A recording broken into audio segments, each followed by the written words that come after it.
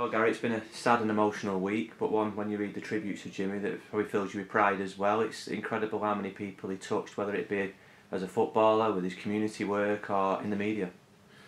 Yeah, I think you're 100% right. It has been a sad week, but then you see the measure of the bloke by the amount of tributes that have been pouring forward, both outside his statue at the ground, and then, like you say, on the social media, and also then you've got the press and all the other comments from legends within the game and how that highly they spoke of him. You look at legends at clubs and former players, and it's very rare you see him, apart from on a Saturday between home games. But for Jimmy, you'd see him quite often, wouldn't you? And it just shown the measure of how much he cared about this club. Well, I think it's been, mentioned many times this week by people, including myself, that how much passion and how much love he had for Blackpool Football Club and Blackpool as a town. You only have to see the reaction of local people, and just driving down, the tower was lit up in Tangerine one night, and just the signs that are up about him. He was an icon, and it was massively important that we do everything we possibly can to give him the best send off on Saturday. His football knowledge was so vast. Speaking to so many people this week, they've all said it's incredible how much he knew about current players, past players, their achievements, what they've done. It just shown how much he took an interest in. Well, that was one of the first things that really hit me after his like I say, his passion and love for this club was his knowledge and how sharp he was.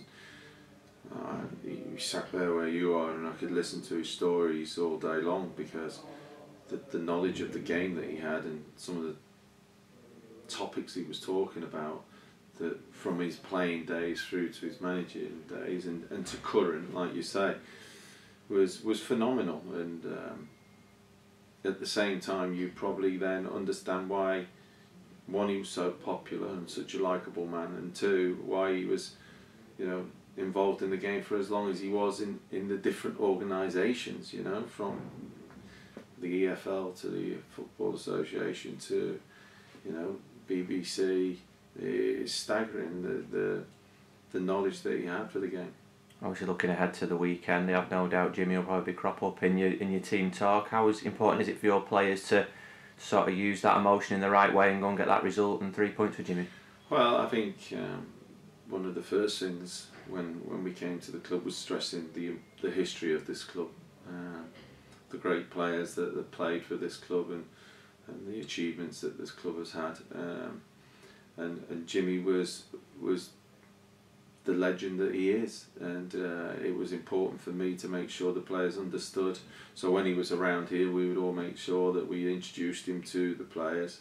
So on Saturday, it'll be a fitting tribute if we can go out and give a performance and hopefully get a result, for him. And it's an opposition in Charlton that have been very supportive, and obviously it helps that Carl Robinson as well. Yeah, no, they've been great all week in terms of agreeing to what we wanted to do, and it's important that they were able to do that for us, and we're grateful for them. Obviously, there's been so many things to sort off the field this week, but in terms of on the pitch, what shape's the squad looking in for the match? Yeah, it's important that we've done all right with injuries this week. Nothing new really from last Saturday. Carvacell, like I say, got plenty of game time, and as did Dan Adji.